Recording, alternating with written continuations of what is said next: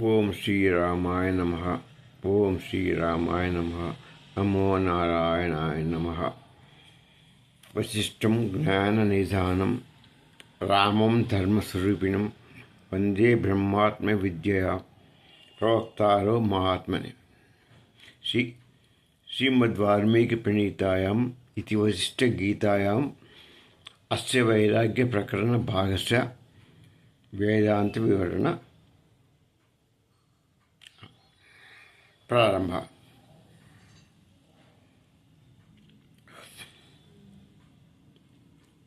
మనం అన్నిటికీ ఇంత మునుపు చూడడం మనం ఏమనుకున్నామంటే అన్నిటికీ మూలం విషయ వాసనలు, ఇదే మనసుకు అజ్ఞానం, మనస్సు కారణం అనుకున్నాం. అన్నిటికీ కారణం సంసారానికి, జగత్తు పుట్టానికి సంకల్ప వికల్పాలు, ఈ రెండు కారణమని మనం ఇంత మునుపు చెప్పుకున్నాం.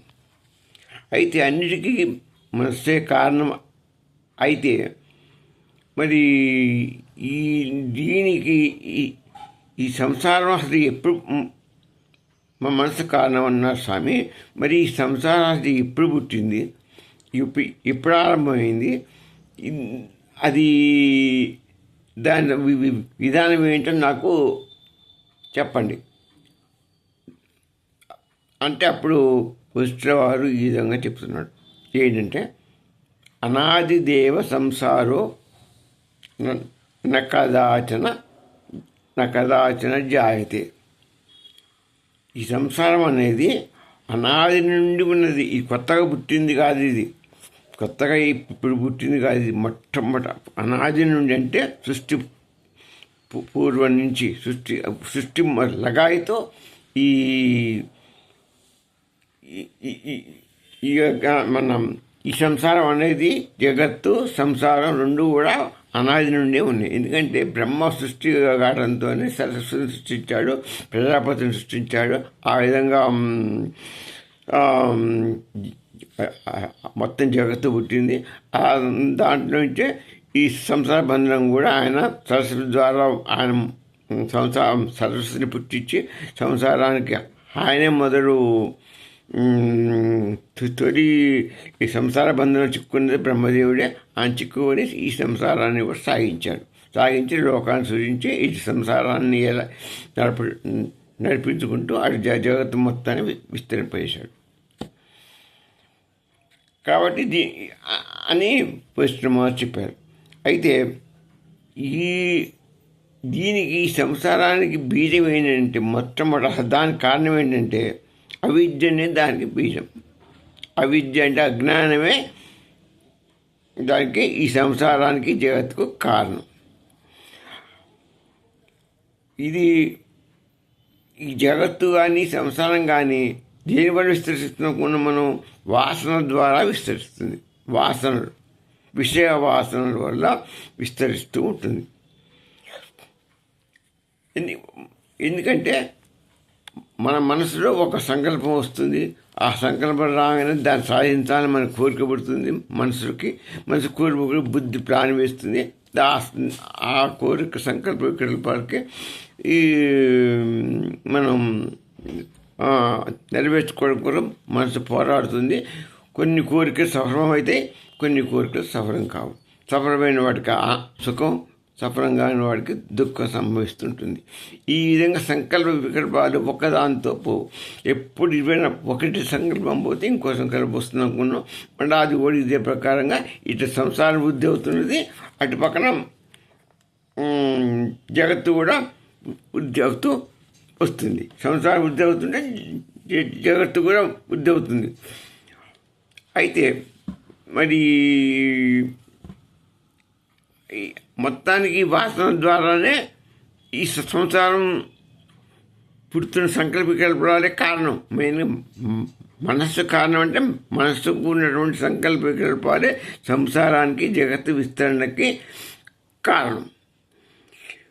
అయితే అప్పుడు రాముడు అంటాడు, ఈ అజ్ఞానం అది ఎక్కడి నుంచో వచ్చింది.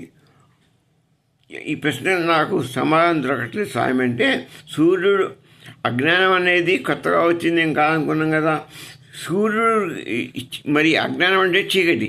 ఈ చీకటి అవిద్య మాయ ఇది ఎక్కడి నుంచి పుట్టిందంటే సూర్యుడు సత్స్వరూపం ఉన్నది. దానికి ఏమంటే మాయ అనేది కూడా మనం సత్తు ప్లస్ చిత్త అనుకున్నాం. సత్ అనేది సద్జ్ఞాన చిద్జ్ఞాన స్వరూపం. దాంట్లో ట్రాన్స్పరెంట్ అది ఇటువంటి దాంట్లో వైరాగ్యం ఇది మత్తలా ఎటువంటి ఇది అసలు తిరుగునాడు ఉండవు. ఉన్నది మాయలోనే ఉన్నాయి. ఆ మాయ సత్తున మాయ ఎప్పుడైతే ఆక్రమిస్తుందో అప్పుడు మాయలోంచే త్రిగుణ స్వరూపి. మాయ అంటే త్రిగుణ స్వరూపిణి అంటే సత్వగుణం, రజోగుణం, తమోగుణం. ఈ 3 గుణాల ద్వారానే మొత్తం అంతా ఈ సంసారం కానీ ఎన్ని కోరికలు మనసు చిత్తరించిపోవటం సత్వగుణంలో క్షీణిస్తుంది. రజోగుణం ఎప్పుడైతే ప్రారంభమవుతుందో దాని కోరికలు, తమస్సు వచ్చినప్పుడు విధ్వంసం. ఈ విధంగా ఆ కోరికలతోనే ఈ జగత్తు సంసారం నడుస్తుంటుంది. కోరిక రజోగుణంతో సత్వగుణంతో దీంతోనే నడుస్తూ వృద్ధి చెందుతూ పోతున్నది. అయితే ఈ అజ్ఞానం అంటే చీకటి అనుకున్నాం కదా. ఈ చీకటి ఎక్కడి నుంచో కొత్తగా వచ్చింది ఏం కాదు. సూర్యుడు ప్రకాశిస్తున్నాడు. ఆ ప్రకాశిస్తుంటే ఆయన ప్రకాశ స్వభావుడే కానీ మరి చీకటిలో ఆయన హృదయిస్తున్నాడు. ప్రకాశం పెరుగుతున్నది. ఆ ప్రకాశం పెరిగిపోయిన తర్వాత మనకి మరి రాత్రి అవుతున్నది, చీకటి వస్తుంది. చీకటికి కూడా ఎట్లా వచ్చింది చీకటి మనం ఏం చెప్పగలుగుతాం? సత్వం ఎప్పుడైతే పగటి పూట వెలుగు ఉన్నదో చీకటి కూడా ఆటోమేటిక్గా వస్తుంది. అట్నే రాగం ఉంటే ద్వేషం ఉంటుంది. అట్నే ప్రతిదీ అంతే. ఒకటి ఎలా వస్తుంటే రాగం ఉంటే ద్వేషం వస్తుంది, సుఖం ఉంటే దుఃఖం వస్తుంది. ఇవన్నీ ఇలా కంటిన్యూగా వచ్చే కానీ దానికి ఎలా వస్తుందంటే మనం దానికి ఇదిలేదు. సత్యం అంట మనం వెలుగున్నప్పుడు చీకటి ఎంత సహజమో ఈ ఆత్మకు కూడా ఈ సంసార బంధనం ఇవన్నీ కూడా అంతే సహజం. మాయ ఆక్రమించింది కనుక సంసారం ఈ జగత్తు కూడా అంతే సహజం. ఇక మరి ఇది ఎలా విశ్లేషించాలనుకున్నా మనం సంకల్ప వికల్పాలు విష్ణునకు మూలం, మనస్సు మాత్రమే మూలం. ఈ వాసనలు వల్ల మరి దీన్ని విస్తరించకుండా చేయాలంటే ఏం చేయాలి? వాసనను కంట్రోల్ చేయాలి. మనం వాసనను కంట్రోల్ చేస్తేనే మన మనస్సు పరిశుద్ధమవుతుంది. అజ్ఞానంలోంచి మనం బయటికి రాగలుగుతాం. అంటే అన్నిటికీ వాసనలు మాత్రమే ప్రధానమైన సమస్య. ఆ వాసనలు విషయ వాసనలు కనుక ఉన్నంతకాలం ఈ జగత్తు వృద్ధి చెందుతూనే ఉంటుంది. ఈ సంసార బంధనాలన్నీ కూడా చిక్కుకుండా మనం ఉంటాం. అదొక విషవలేం. దాంట్లోంచి చక్రభ్రమణం. ఇందులోంచి మనం పోము. ఎప్పుడు పోతాము? వాసన క్షయం కావాలి. అంటే మనం చిత్తం బాక్స్ నీళ్ళు కావాలి. అది మనం దానికి ఏం చేయాలి? అది క్షణంగా అంటే వాసనలు తొలగించుకో. చిత్తంలో అన్ని మనం చేసిన పనులు అది సక్సెస్ అయినా కూడా అన్నీ కూడా అక్కడ చిత్త బాక్స్లో మనం స్టాక్ అవుతాయి. మళ్ళీ నెక్స్ట్ జన్మ కారణం ఈ చిత్తంలో ఉన్నటువంటి కర్మలే. అంటే మనకు కొన్ని కర్మలు మనకు సాధ్యం రాని మళ్ళీ నెక్స్ట్ జన్మలో మనం అనుభవించాల్సి వస్తుంది. పాప పుణ్యాలన్నీ కూడా అవి అన్నమాట. పాపం చేసిన కర్మలతోని పాపకర్మలు జన్మనిస్తాం. పాప మళ్ళీ కర్మలు మళ్ళీ చేస్తూ పోతుండే. పుణ్యం కనుక ఎక్కువ ఉంటే పుణ్యకర్మలకు మంచి ఫలితం వచ్చి ఒక మంచి జన్మలు ఇస్తాం. మనం మంచి అంటే ఇదంతా దేనిలో నుంచి వస్తుంది? చిత్తం అనే మనసు, చిత్త బాక్సు. చిత్తం అంటే మనసు. అందులో ఉన్నటువంటి ఒక బాక్సు. ఆ బాక్స్లో మన అందులోనే క్యారీ ఫార్వర్డ్ అవుతుంటే ఇంకో జన్మ కారణం. అందులో కర్మలు స్టాక్ ఉంచకూడదు. ఆ స్టాక్ ఉంచకూడదు అంటే ఈ వాసనలు పోతేనే ఆ బాక్స్ ఖాళీ అవుతుంది. వాసన ఉన్నంత కాలం అది స్టోర్ అవుతూనే ఉంటుంది. ఎంత మనం సంకల్ప పెట్టుకుంటామో దాని ఎంత ఫలితాలు వస్తుంటాయో ఈ చిత్త బాక్స్ కూడా అంత పెరిగిపోతూనే ఉంటుంది. దాని ప్రకారం మళ్ళీ ఈ సంసార బంధనాలు, ఈ జగత్తు ఇలా వ్యాపిస్తూనే ఉంటుంది, నడుస్తూనే ఉంటుంది. దీనికి అంతు పంతు ఉండదు. దీనికి మనకు మళ్ళీ జన్మ లేకుండా ఉండాలి అంటే వాసనాక్షయం కావాలి, చిత్తబాక్స్ నిల్ కావాలి. అప్పుడు నీకు పునర్జన్మ లేకుండా పునర్జన్మ రాహిత్యం ఏర్పడుతుంది. అంటే అన్నిటికీ మూలం ఏంటి? వాసనలు. అది దానివల్లనే మనకు శత్రువు ఎక్కడో మనకు లేడు. కృష్ణమాస్ చెప్తాడు, మనకు శత్రువు బయట లేడు, లోపల అంతరంగంలోనే మనకు శత్రువు ఉన్నాడు రామ. ఆ శత్రువే వాసన. ఆ వాసనలే మనకు శత్రువుడు. ఆ వాటిని మనం క్షయం చేసుకుంటే నువ్వు ఎవరి మనిషి అనేవాడు వాసనలకి లోను కాకుండా విషయవాసనకు లోను కాకుండా ఉండాలి. ఉండి దాన్ని నిర్మూలిస్తే అప్పుడు వాడికి సత్వంగా సత్యశోధన వాడికి జరుగుతుంది. సత్వశోధన అంటే ఏంటి? సద్గణ సిద్గణ స్వరూపం అంటే ఆత్మస్వరూపాన్ని వాడు తెలుసుకోగలుగుతాడు. మనలో ఉన్నది ఆత్మస్వరూపం, అది పరమాత్మ స్వరూపమే. ఆ పరమాత్మ స్వరూపమే మనలో ఉన్నటువంటిది ఉంది. ఇది కూడా దాని లక్షణాల వల్లనే మనకు ఆత్మ ఉండబట్టే మన శరీరానికి చైతన్యం వస్తుందని చెప్పుకున్నాం. ఈ చైతన్యం రావడం, ఆత్మ ఎప్పుడైతే బయటకు వెళ్ళిపోతుందో మన యొక్క ఈ శరీరం కూడా పనిచేయదు. అది మరి ఇంత మునిపే అనుకున్నాం, నేను దేహం కాదు, నేను ప్రాణం కాదు, నేను మనస్సు కాదు అని మనం ఇంత మునిపే అనుకున్నాం. అయితే ఇప్పుడు రాముడు ఆ సంగతి గ్రహించాడు. ఈ చేతనం, ఈ శరీరం కాదు, నేను ప్రాణం కాదు, నేను మనసును కాదు, ఏది కాదు, నేను ఎవరిని అని అనుకున్నాడు.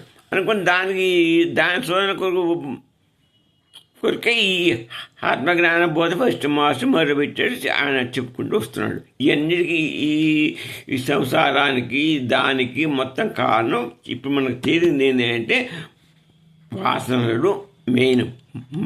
మనస్సు కల్మషం కావడానికి వాసనలే కారణం.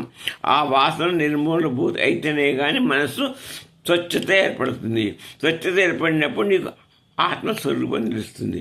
ఆత్మస్వరూపం తెలిసిందంటే నీకు పరబ్రహ్మస్వరూపం తెలిసినట్టే. అప్పుడు నువ్వు ఆటోమేటిక్గా బంధ విముక్తుని అయిపోతావు. నువ్వు స్వస్వరూపంలో కలిసి నీకు పునర్జన్మ రాహిత్యం జరుగుతుంది. ఇది అసలైన రహస్యం. ఇక పోతే మనం వాసన పోతేనే మోక్షం వస్తుంది అనుకున్నాం కదా. దీనికి మరి ఎట్లా ఈ వాసనలు ఎట్లా మనం వాసన క్షయం కావాలి అంటే దీనికి అజ్ఞానం కావాలి. జ్ఞానం ఒక్కటే సరిపోదు, దీనికి వైరాగ్యం కూడా తోడు కావాలి. వైరాగ్యం ప్లస్ జ్ఞానం రెండు కలిస్తే అప్పుడు ఈ మనకు జ్ఞానం ఒక్కటే సరిపోదు. అంటే మన పుట్టిగా జ్ఞానం అంటే మనకు ఇప్పుడు తెలిసిపోయింది. ఏమని మనకి ఈ శాస్త్రం కాదు, ఈ శాస్త్రంగా తెలిసింది. దానివల్ల లాభం లేదు. వైరాగ్యం కూడా తోడైతే అప్పుడు మనం ఈ కర్మల మీద మనసు లాగదు. అప్పుడు విషయవాసనల మీద మనకు మనసు పోదు. ఎప్పుడు వైరాగ్యం ఏర్పడితే, వైరాగ్యం ఏర్పడగానే దాని తోడు అజ్ఞానం వచ్చి ఈ విషయ వాసనలు మనకు ఎటువంటి మనకు హాని చేస్తే కానీ ఇది ఎటువంటి దోహదం చేయవు మనకు. కాబట్టి ఈ విషయ వాసనని మనం వాటి దొరికిపోవద్దు అనుకోవాలి. ఎంతసేపటికి ఈ మనం నేను నాది మనం ఎంతసేపటి ఏమనుకుంటాం? ఈ వస్తువు నాది, ఈ పొలం నాది, ఈ ఇల్లు నాది, ఈ శరీరం నాది అని మనసు భావిస్తూనే ఉంటుంది. ఎప్పుడు ఈమె నా భార్య, నా కొడుకు, నా మనవడు, ఇవన్నీ నాది అని భావిస్తూ దాని మీదనే ఒక ఇది పెట్టుకుంటుంటాడు. ఆసక్తి, ప్రేమ ఇవన్నీ దాని మీద ఆ విధంగా మొత్తం బంధనాలు ఏర్పరచుకుంటూ పోతాడు. ఈ బంధనాలు ఏర్పరచుకుంటే ఏమవుతుంది? మనసు పైన ఇవన్నీ ఏర్పడి అది లోపలికి వెళ్ళిపోతుంది, ఈ బంధనాలన్నీ పైన పేరుకుండిపోతుంది. అప్పటికి నీకు లోపల ఆత్మ ఎలాగలుస్తుంది, మొత్తాన్ని ఈ యాప్ని బంధిస్తాయి. కాబట్టి ఈ బంధనాలు ఎప్పుడక్కడ మనసు కప్పివేయబడతాయి. దానివల్ల నీకు ఆ జ్ఞానం ఉండదు. జ్ఞానం ఉండగా ఇక్కడనే మనం తిరుగుతుంటే ఈ జననం మరణంలో ఈ జగత్తులోనే మనం తిరిగి పునర్జన్మలు ఎత్తుకుంటూ వాటి సాధించుకుంటూ ఇక్కడ తిరుగుతుంటాం. అందుకనే మనసు స్వచ్ఛంగా చేసుకోవాలి. ఒకటి మరి వాసనకు పోవంటే మనం ఏం చేయాలనుకున్నాం, వైరాగ్యాన్ని జ్ఞానాన్ని రెండింటిని తోడు చేసుకొని వాటిని మనం ఆ వాసన జోలికి మనం పోకుండా ఉండాలి. ఎప్పుడైనా వాసనలు మనకు వచ్చిన ఒక సంకల్పం వచ్చినప్పుడు దాని మీదకి మన మనసును పంపించకూడదు. దాన్ని మనం ఏమనే నేనుగా ఆ వాసనలు నేను కాదు, మన ఎట్లయితే నేను శరీరాన్ని కాదు, నేను జ్ఞానం కాదు, ప్రాణం కాదు, నేనేమని సత్యస్వరూపుణ్ణి, నేనంటే ఆత్మస్వరూపుణ్ణి, నేను ఆత్మస్వరూపుణ్ణి ఎమ్మటే అనుకోవాలి. మనం ఈ కర్మం చేయకుండా నేను అది నాది అనే భావం తీసుకొచ్చి నాకు కావాలి అని కోరిక అది ఎప్పుడు అనిపిస్తుందో అప్పుడు నాది ఏర్పడుతుంది. నాది ఏర్పడిన కొద్దీ మనకు అజ్ఞానం మస్కపారిపోతుంటుంది, మనకు ఇంద్రియ పిండం జరుగుతుంటుంది. ఆ విధంగా పునరావృతం కాకుండా ఎమ్మటి ఏం కావాలి, నేనంటే ఆత్మస్వరూపాన్ని, నేనెవరు భూమయామయ్య, అదే మన రమణ మాస్టర్ గారు చెప్పింది. భూయామయ్య అంటే సామాన్యమైన పదం కాదు. మనకు సంకల్ప వికల్పాలు రాగానే ఎమ్మటే దాని మీదకి మనసు పడిపోయినా భూయామయ్య అనుకోవాలి. భూమయామయ్య అనుకోగానే ఎక్కడికి పోతాం మనం, నేను అంటే నేను ఆత్మస్వరూపుణ్ణి, నేను ఆత్మస్వరూపుణ్ణి కాబట్టి అంటే నేను పరబ్రహ్మ ఆత్మాన పరబ్రహ్మ స్వరూపం కావున నేను పరమాత్మ స్వరూపుణ్ణి అనుకోవాలి. అనుకొని నాకు ఈ కర్మలతో నీ సంకల్పాలతో నాకు ఈ లోకంతో నాకు పని లేదు, నేను ఆత్మస్వరూపం. మనకి ఏ కర్మ చేసినా చేసినా నేను కాదు, నేను అసలు నాకు సంబంధమే లేదు. ఇది నేనెవరిని అసలుకి, నేను ఆత్మస్వరూపుడు, సత్యమైన స్వరూపుణ్ణి, నేను బ్రహ్మస్వరూపుణ్ణి. కాబట్టి ఈ వీటితో నాకు సంబంధం ఏంటి అన్న దృఢనిశ్చయం ఉంటే వాడికి ఈ కర్మలు మీదికి పోవు, కర్మలకి మొత్తం వాసనలు అన్నీ కూడా మీదికి పోవు. వాడు ఎంత మనం బలపెట్టినా కూడా నేను వీటికి అతీతుణ్ణి, నేను ఆత్మస్వరూపుణ్ణి, నేను పరబ్రహ్మస్వరూపుణ్ణి, అహం బ్రహ్మాస్మి అన్న ధ్యాస ధ్యేయంగా మీరు పెట్టుకుంటట్టయితే ఈ వాసనల్ని మన ఏమి చేయదు. వాళ్ళు చేయలేకుండా ఏమైతే వాటంతా అవే కరిగిపోతుంటాయి. అమ్మాయి ఇతను మనం ఎంత ఆశ చూపినా కూడా మనకు ఇది కావట్లేదు, ఇది బ్రహ్మస్వరూపుడు బ్రహ్మజ్ఞానంలోనే ఉన్నాడు కాబట్టి మనం ఏం చేయలేమని అసలు అది రాదు. వాడే జ్ఞాని. ఎవరైతే ఈ విధంగా ఆలోచిస్తాడో వాడిని జ్ఞాని అంటారు. జ్ఞానికి ఇటువంటి అసలు ఈ సంసారం మీద, సంకల్ప విగ్రహాల మీద వాడికి కోరికపోదు. వాడికి ఎంతసేపటికి ఎప్పుడు పరమాత్మ స్వరూపం మీదనే వాడి ధ్యాస జ్ఞానం అంతా దాని మీదనే కాన్సన్ట్రేట్ చేస్తాడు మనసుని. ఈ లోకం మీద దీని మీద కాన్సన్ట్రేట్ చేయడు. ఒకవేళ లోకంలో ఉంటాడు కానీ సాధాత్మ చెందడు. మనం కూడా ఈ లోకంలో ఉండొచ్చు, సంసారంలో ఉన్న నువ్వు ఈ జగత్తులో ఉన్న మాయా జగత్తులో ఉన్నా ఎందులో ఉన్నా కానీ మనం దానికి తాదాత్మ్యం చెందకూడదు. నువ్వు ఉండు, సంసారాన్ని నువ్వు బతికినా కూడా ఎందులో బతికినా కూడా నేను కాదు, నేను బ్రహ్మస్వరూపాన్ని అంతా చేసేది పరబ్రహ్మమే. ఇవన్నీ నేననేవాడిని అసలు లేను, నేను కాదు, ఈ సంసారం చేసేవాడిని నేను కాదు, ఈ జగత్తులో ఉన్నవాడిని నేను కాదు, అంతా పరబ్రహ్మస్వరూపమే, నేను కాదు అని ధ్యాయం పెట్టుకుంటే మరి నువ్వెవరు, నేననేవాడిని ఒక సాక్షిని మాత్రమే. లోపల మనకు ఆత్మ ఉండి మనం నడిపిస్తున్నది. ఆత్మస్వరూపమే ఆ పరబ్రహ్మస్వరూపం కాబట్టి దాని చైతన్యం వల్లనే మనం జీవిస్తున్నాం, పనులు కర్మలు చేస్తున్నాం. ఏ చేసినా కూడా ఆ ఆత్మస్వరూప చైతన్య స్వరూపం వల్లనే మనం నడుస్తున్నాం. ఆ ఆత్మస్వరూపం బయటకు వెళ్ళిపోతే మనం ఏ మనకు అదే మరణం, మనకి దాంతో మనకి సమస్య లేదు. అందుకని మనం బతికున్నప్పటికి కూడా మనం ఏమనుకోవాలి, నాకు ఈ జగత్తుతో సంబంధం లేదు, ఈ సంసార బంధం నన్ను ఏం చేయలేవు, ఈ సంకల్ప వికల్పాలు నన్ను ఏమీ చేయలేవు అని అనుకోవాలి. అయితే ఈ విధంగా వాడి జ్ఞాని అనేవాడు వాడికి పూర్తిగా ఇదే లీనం అవుతాడు కనుక వారికి ఏమి చేయరు, సుఖ దుఃఖాలు చేయలేవు.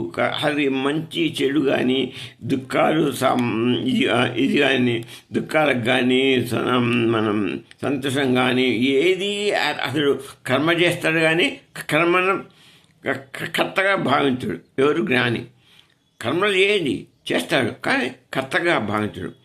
అట్నే అన్ని పనులు చేస్తుంటున్నాడు, అన్నీ చేస్తుంటాడు కానీ ఇవన్నీ నేను చేయటం లేదు, నేను సాక్షిని మాత్రమే అనుకోవాలి. మనం ఎప్పుడు కూడా నేను సాక్షినే అనుకోవాలి.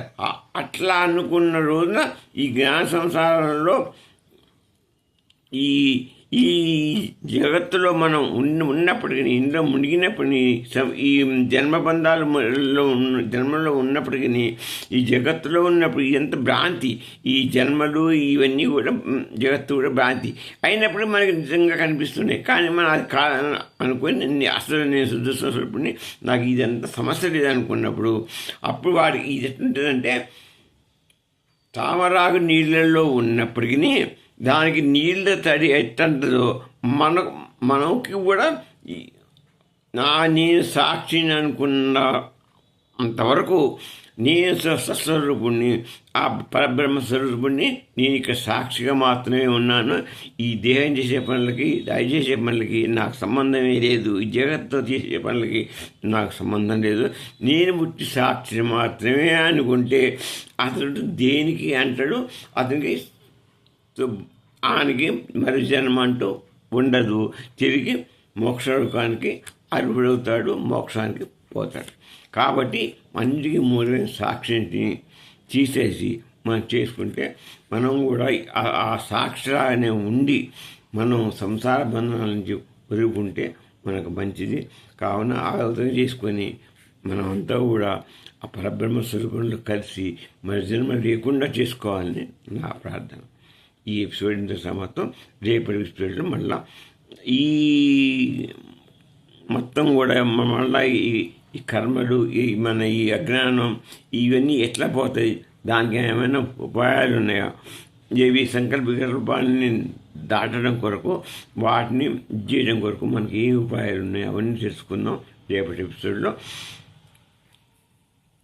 బ్రహ్మార్పణమస్తు. శ్రీమద్వాల్మీకి ప్రణీతాయాం ఇతివశిష్టగీతాయాం అస్య వైరాగ్య ప్రకరణ భాగ్యస్య వేదాంత వివరణ సంపూర్ణం. ఓం నమః శివాయ.